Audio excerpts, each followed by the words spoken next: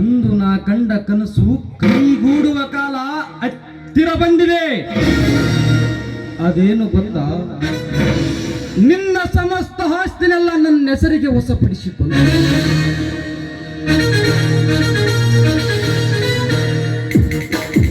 ಕೊನೆಗೆ ನಿನ್ನ ಪ್ರೀತಿಯ ತಂಗಿ ರೂಪಿಯ ಸ್ತ್ರೀಲಿಂಗಕ್ಕೆ ಓರಿಸುವುದರ ನಾನಾಗಿ ಈ ಸುತ್ತು ಹಳ್ಳಿಗೆ ನಾನೇ ಸರದಾರನಾಗಿ ಮೆರೆಯದಿದ್ದರೆ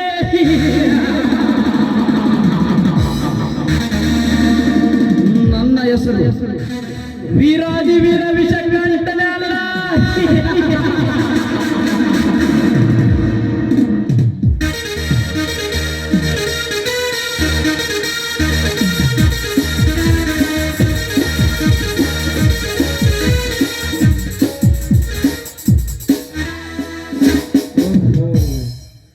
ನಾ ಬಯಸಿದ ಬಾಲೆ ಅಪ್ಸರಿಗಿಂತ ಅಪ್ರತಿಮ ಅಂದ ಚಂದ ಅಲಂಕರಿಸಿಕೊಂಡು ಆ ರೂಪ ಇತ್ತ ಕಡೆಗೆ ಆಮಿಸುತ್ತಿದ್ದಾಳೆ. ಬರಲಿ ಬರಲಿ, ತೋರಿಸುವೆ ಈ ತರುಣನ ತೋಳಿನ ತಾಕತ್ತು.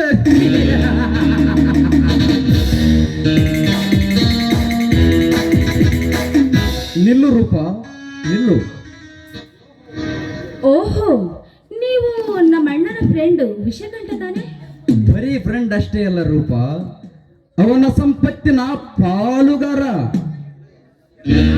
ಇರಲಿ, ಅಂದ ಹಾಗೆ ನನ್ನನ್ನು ಈ ರೀತಿ ನಿಲ್ಲಿಸಿದ್ದೀರಿ ಯಾಕೆ? ಯಾಕೆ? ಏ ರೂಪ, ಮಾಡ್ಕೋದರು ಕೋಪ. ನೀ ಮಾಡ್ಕೊಂಡೆ ಅಂದ್ರೆ ನಾ ಕೊಡುವೆ ಸಂಪೂರ್ಣ ಶಾಪ. ಪಾಪ ಎಂದು ಅರಿತು ಕತ್ತಲೆ ಕವಿದಿರುವ ನಿನ್ನ ಬಾಳಿಗೆ ಹಚ್ಚಲು ಬಂದಿರುವೆ ದೀಪ. ಅಂದರೆ ನಿಮ್ಮ ಮಾತಿನ ಅರ್ಥ? ಅರ್ಥ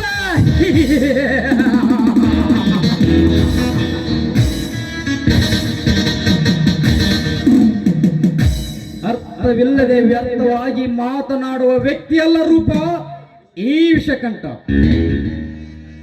ನೋಡು ರೂಪ, ತಾಳಿ ಕಳೆದುಕೊಳ್ತಿರೋ ಈ ನಿನ್ನ ಕೊರಳಿಗೆ ತಾಳಿ ಕಟ್ಟಿ ಬಾಳು ಕೊಡಬೇಕೆಂದು ಬಂದಿದ್ದಾನೆ ಈ ವಿಷಕಂಠ.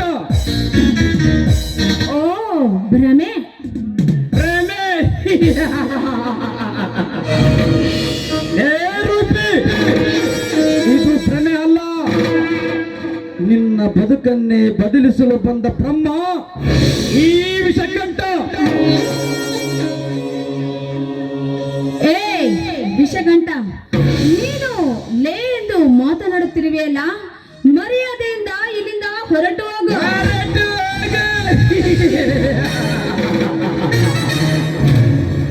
ಹೊರಟು ಹೋಗಲು ಬಂದಿಲ್ಲ ರೂಪ, ತಾರುಣ್ಯ ಮದದಿಂದ ತುಂಬಿ ತುಳುಕುತ್ತಿರುವ ನಿನ್ನ ಅಂಗ ಸೌಂದರ್ಯ ದಕ್ಕಿಸಿಕೊಳ್ಳಲೆಂದು ಬಂದಿರುವೆ. ಹೆಣ್ಣಿನ ಬಗ್ಗೆ ಇಷ್ಟೊಂದು ಕೀಳಾಗಿ ಮಾತನಾಡುತ್ತಿರುವೆಯಲ್ಲ, ನೋಡು, ನೀನು ಇದೇ ರೀತಿ ಮಾತನಾಡಿದ್ದೀಯಾದರೆ ಪರಿಣಾಮ ನೆಟ್ಟಗಿರುವುದಿಲ್ಲ, ಎಚ್ಚರ. ಸಾಧ್ಯವಿಲ್ಲ. ಸೂರ ಸರದಾರನಿಗೆ ಅಸಾಧ್ಯವಾದ ಕೆಲಸ ಯಾವುದೂ ಇಲ್ಲ ಈ ಸೃಷ್ಟಿಯಲ್ಲಿ, ಅದು ಈ ವಿಷಕಂಠನಿಗೆ. ಬರಲೇ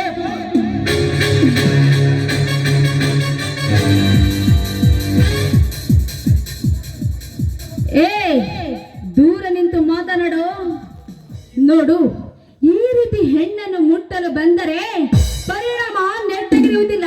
ಎಚ್ಚರ. ಎಚ್ಚರ.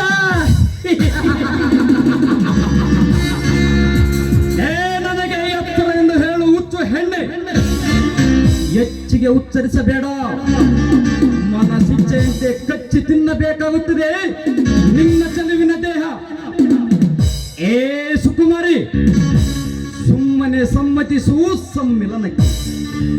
ಇಲ್ಲವಾದರೆ ಈ ಸಮಾಜದ ಸಮ್ಮುಖದಲ್ಲಿ ಶೀಲ ಸುಟ್ಟು ಶವ ಮಾಡಿ ಸ್ಮಶಾನ ಸೇರಿಸುವೆ ಈ ನಿನ್ನ ಶರೀರವನ್ನು. ಬಾರಲೇ ಬಿಂಕದ ಬಜಾರಿ. ನೋಡು, ನೀನು ಹೆಣ್ಣನ್ನು ಸುಡಲು ಬಂದರೆ ಈ ಸಮಾಜದ ಸ್ತ್ರೀಯರು ನಿನ್ನನ್ನು ಸಾಯೋ ರೀತಿ ಹೊಡೆಯುತ್ತಾರೆ. ಸಮಾಜದ ಸ್ತ್ರೀಯರು? ಲೇ ರೂಪಿ, ಈ ನಿನ್ನ ಸ್ತ್ರೀಯರ ಚರಿತ್ರೆ ಹೇಳುವೆ, ಕಿವಿಟ್ಟು ಕೇಳು.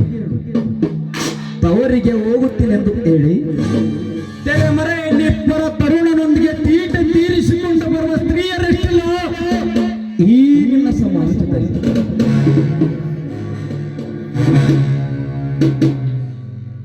ಪತಿ ಇಲ್ಲದ ಸಮಯದಲ್ಲಿ ಸದ್ದಿಲ್ಲದೆ ಎತ್ತು ಹೋಗಿ ವಿಟ ಪುರುಷನೊಂದಿಗೆ ಸರಸವಾಡುವ ವಿರಸ ಜಾತಿ ಹೆಣ್ಣುಗಳೆಷ್ಟಿಲ್ಲ ಈ ನಿಮ್ಮ ಕಲಿಯುಗದಲ್ಲಿ.